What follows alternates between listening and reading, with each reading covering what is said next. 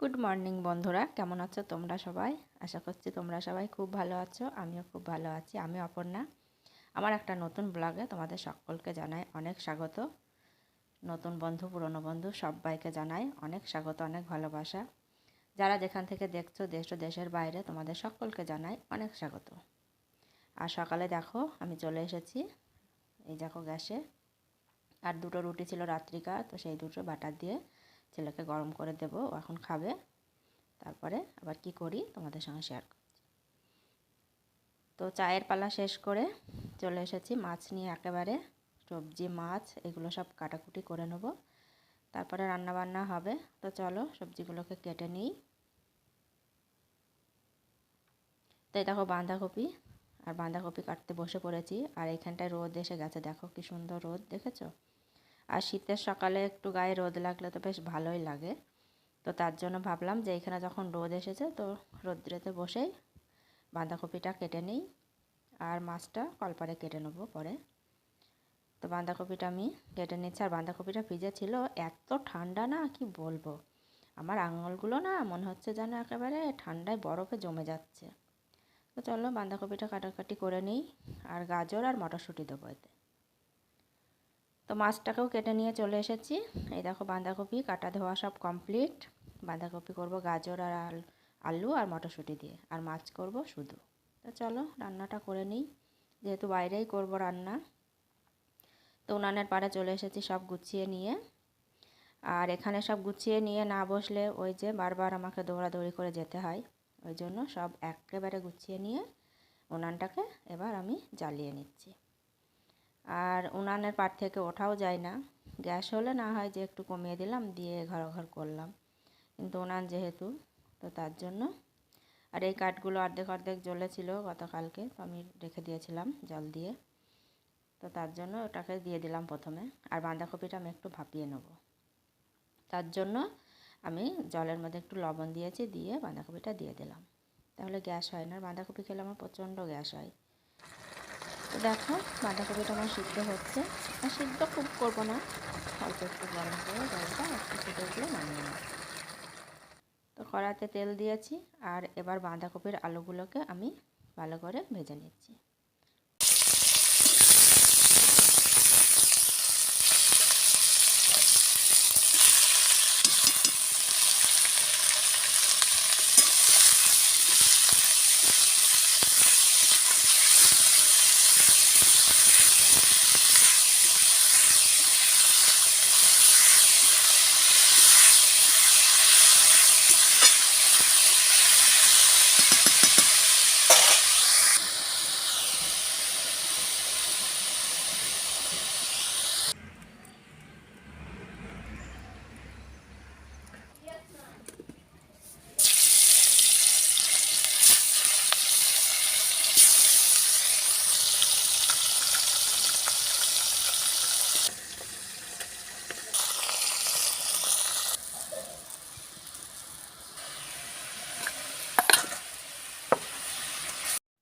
তো মাছটা আমি শুধু সর্ষে বাটা করব, এখানে কিছুই দিলাম না, শুধু লঙ্কার সর্ষে বাটা জিরে বাটা দিয়েছি মশলাটা।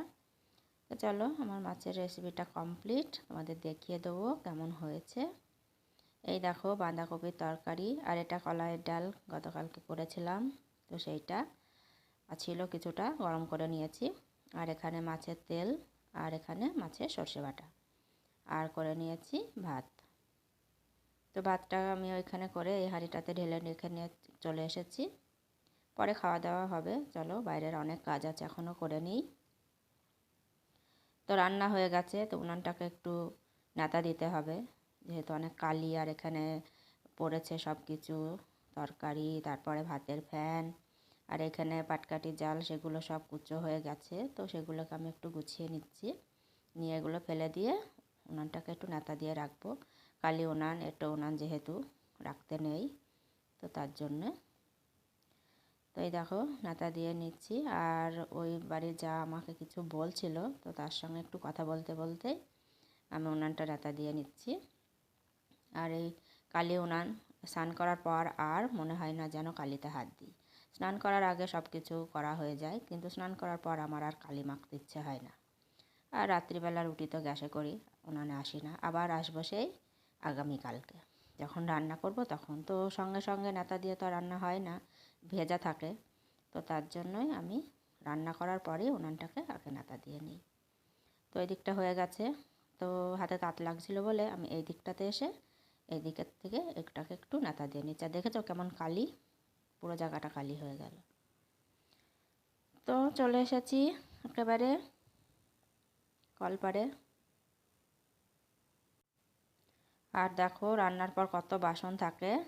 এই যে রুটি ছিল রাত্রিতে হটপট, তারপরে গ্যাসের উনানে চা করা হয়েছিল, রাত্রি রুটি হয়েছিল, সেটাকে নিয়ে এসেছি। রান্না করার জায়গায় অনেকগুলো বাসন গিয়েছিল, সেগুলোকে সব কিছু নিয়ে চলে এসেছি একেবারে কলের পাড়ে। কারণ স্নান করার আগে এগুলোকে সব মাজা ধোয়া করে নেবো, তারপরে তো ঠাকুরের বাসন মাজবো, স্নান করব, পূজা দেব, অনেক কাজ আছে। তো এই যে ভাতের হাঁড়িটাও নিয়ে এসেছি, কড়াই নিয়ে এসেছি। তো ওগুলো মাজা ধোয়া করে এবার এগুলোকে মাজা ধোয়া করে নিই। কারণ স্নান করে আর কালি মাখতে বললাম না, আমার ইচ্ছে করে না। তো যত কিছু কালির কাজ আছে সব আমি স্নানের আগেই করে নিই। তো হাঁড়ি কড়াটা ভালো করে মেজে নেবো, কারণ কালি হাঁড়ি কোথায় রেখে দেবো, ভালো লাগে না কালি হাঁড়ি রাখতে আমার। সঙ্গে সঙ্গে রান্না করে আমি সঙ্গে সঙ্গেই মেজে নিই। আর এখন জলও এসে গেছে, এখন 12টা বেজে গেছে। আজকে আমার অনেকটা দেরি হয়ে গেছে। আর আজকে সকালে রুটি খাওয়া হয়েছে, তো তার জন্য একবারে দুপুরেই খাওয়া হবে, সকালে আর খাওয়া হবে না। তোমাদের দাদাভাই একটু পরেই আসবে, ও বলেছে আমি একবার এসে স্নান করে ভাত খাবো। আর ছেলে তো রুটি খেয়েছে দুটো। তো এই দেখো ঠাকুরের বাসনগুলোও আমি এখন মেজে নিচ্ছি, মেজে রেখে তারপরে স্নান করব, তারপরে পূজা দেব। তো সব বাসনগুলোকে আজকে একটু ভালো করে পরিষ্কার করে লেবু দিয়ে মেজে নিলাম। চলো আমার বাসন মাজা কমপ্লিট, পরে তোমাদের সঙ্গে আবার দেখা হবে। কেমন আছো তোমরা সবাই? আশা করছি তোমরা সবাই খুব ভালো আছো, আমিও ভালো আছি। আর এই দেখো আমি শীতে, বাবা এত শীত পড়ছে না, আমি সোয়েটার টুপি সব পরে রেডি। এত ঠান্ডা, এত ঠান্ডা, ঠান্ডায় কি বলা হচ্ছে, কান টান সব ঠান্ডা হয়ে যাচ্ছে। আর হাতগুলো এত ঠান্ডা না, এত ঠান্ডা, তা সে গালে দিলে না মনে হচ্ছে যেন বরফ।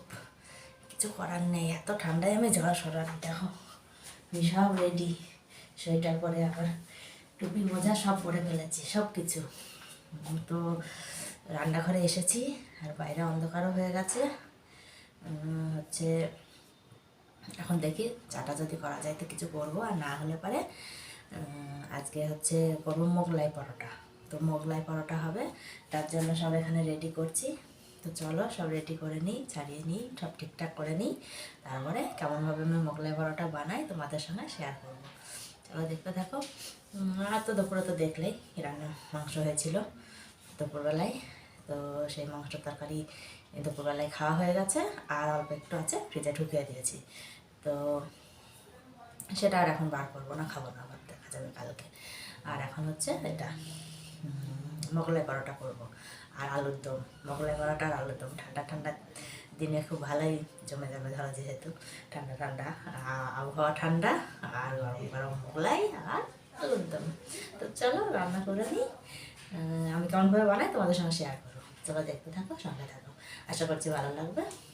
চলো শুরু করে দিই, ভালো তোমাদের সঙ্গে দেখা। তো দেখো, এই দেখো মটরশুঁটি নিয়েছি, আলু মটরশুঁটির দম করব। তার জন্য আলু কেটে নিয়েছি, পেঁয়াজ রসুন আদা লঙ্কা, আদা লঙ্কা পেঁয়াজ রসুনটা পেস্ট করে নেবো, আর আলুটা সিদ্ধ করে নেবো হালকা। তো এই দেখো আলুটা আমি বেছে নিলাম, নিয়ে একটু ধুয়ে প্রেসারে দিয়ে দিলাম সিদ্ধ করতে। অল্প সিদ্ধ করে নেবো, বেশি করব না, কারণ দম হবে আলুর। তো আলু আমার সিদ্ধ হয়ে গেছে, নামিয়ে নিয়েছি। আর এই দেখো এখানে মটরশুঁটি, আর এখানে মশলাটাও পেস্ট করে নিয়ে চলে এসেছি। এখন আলুর দমটা করে নেব। তো চলো আলুর দমটা আমি করি কেমনভাবে তোমাদের সঙ্গে শেয়ার করি। আর আলুর দমে একটু মটরশুঁটি দিলে খেতে তো ভালোই লাগে। এখন শীতের সময় যে কিছু রান্নাতেই মটরশুঁটি দেওয়া হয় না কেন, খুব ভালো লাগে। তো আমিও একটু দিয়ে নিলাম। আর এই দেখো মশলাটা কষিয়ে নিচ্ছি, তার সঙ্গে মটরশুঁটিটা কষিয়ে নিলাম। কারণ মটরশুঁটি ভাজা যায় না, কি বলো তো, ফটফট করে ফাটে, গায়ে চলে আসে। তো তার জন্য আমি মশলার সঙ্গেই কষিয়ে নিচ্ছি। আর এই মশলাটা খুব ভালো করে কষিয়ে নেব, নিয়ে সিদ্ধ করে রাখা যে আলুটা, সেই আলুটা এবার আমি ঢেলে দেবো। এই দেখো এবার আলুটার সঙ্গেও আমি এই মশলাটা খুব ভালো করে কষিয়ে নেব। আর না কষালে কি হয়, তো মশলার কাঁচা গন্ধ ভালো লাগে না খেতে। তো তার জন্য মশলাটা শুকনো করে কষিয়ে নিয়েছি। আর এবার আমি একটু জল দিয়ে নাড়াচাড়া করে, বেশি ঝোল করব না, আলুর দম যেহেতু হালকা গ্রেভি গ্রেভি রাখবো, তো তার জন্যই অল্প জল দিয়েছি। তো চলো, আমার আলুর দম রেডি। এই দেখো, নামিয়ে রেখে দিয়েছি গরম মশলা দিয়ে। আর এখানে মোগলাই করার জন্য আমি ময়দা নিয়েছি আর ডিম নিয়েছি 5টা। আর এখানে পেঁয়াজ আর লঙ্কা কুচি নিয়েছি আর বেডসকাম রেখেছি। তোমাদের দেখাই, দাঁড়াও, বেডসকামটা একটু হালকা জল দিয়ে মাখা করে রেখেছি। এই দেখো বেডসকাম। তো বেডসকাম তো ছিল না, টোস্ট বিস্কুট, সেটাই আমি গুঁড়ো করে নিয়েছি। বেডসকাম আনাও ছিল না, তো আমি নিজেই বানিয়ে নিয়েছি বেডসকাম। তো এখন আমি মোগলাইয়ের জন্য রুটিটা বেলে নিচ্ছি। আর আমার পিড়েটা যেহেতু এতটা বড় না রুটি ভাজা, তার জন্য আমি এই স্ল্যাবটার ওপরে চলে এসেছি। আর এই দেখো 5টা ডিম এখানে আমি ফাটিয়ে নিয়েছি। আর করব 5টা কি 6টা, যে কটা হয় সেই কটাই করব। তো বেডসকামটা আমি দিয়ে দিচ্ছি। এবার আমি চারপাশে একটু ভালো করে ছড়িয়ে দিলাম, হাত দিয়েই ছড়িয়ে দিতে হবে, কারণ আমি যেহেতু হাত দিয়েই প্যাকটা করব, তো হাত তো লাগাতেই হবে। আর এই দেখো জল নিয়েছি, এই চারপাশটা একটু ভালো করে জলটা দিয়ে দিলাম, কারণ এটা একটু প্যাকেট মতো করব, না হলে ডিমের ওই যে গলাটা বার হয়ে যাবে। তো এই দেখো, এই দিক থেকে টেনে দিয়ে দিলাম, এবার ওই দিক থেকে টেনে আমি এটার উপরে দিয়ে দিলাম। এবার 2 মাথা মুড়ে নিলাম। তো এইভাবে করে করলে বার হবে না মোগলাইটা। তো এবার আমি তুলে এই যেটা মোড়ার দিক, সেদিকটা আমি উপরে দিয়েই কড়াইতে দিয়ে দেবো। তো এই দেখো, এই কড়াইটাতে দিলাম, কিন্তু এই কড়াইটাতে হয়নি, ছোট হচ্ছিল, তো তার জন্য আমি কড়াইটা চেঞ্জ করেছিলাম। এই দেখো, এই বড় কড়াইটা দিয়েছি এবার, কারণ মোগলাইগুলো একটু বড় বড়ই হয়েছে, কারণ ওই কড়াইটা আমার ছোট আর মুড়ে থাকছিল, তার জন্য ভালো হচ্ছিল না, ওই জন্য। তাই দেখো, মোগলাইগুলো আমি এইভাবে সব কটা ভেজে নিয়েছি, 4টে, আর 2টো হবে। তো ঠান্ডা হয়ে যাচ্ছিলো বলে আমার ছেলেকে আর তোমার দাদাভাইকে দিয়ে দেবো খেতে। আর আমার 2টো আমি করে নিয়ে পরে গরম গরম বসে পড়বো মোগলাই পরোটা খেতে। তো এই দেখো আলুর দমটা দিয়ে দিলাম বাটিতে। বললাম না বেশি ঝোল করব না, হালকা গ্রেভি রাখবো। আর পরোটা দেখো পিচ করে দিয়েছি, দেখেছো, দোকানে যেমন দেয় তেমনভাবেই। তো চলো, পরে তোমাদের সঙ্গে দেখা হচ্ছে। তো আমি চলে এসেছি একেবারে রেডি করে নিয়ে খেতে, আর তোমাদের দাদাভাই আমার পিছনে বসে বসে খেলা দেখছে।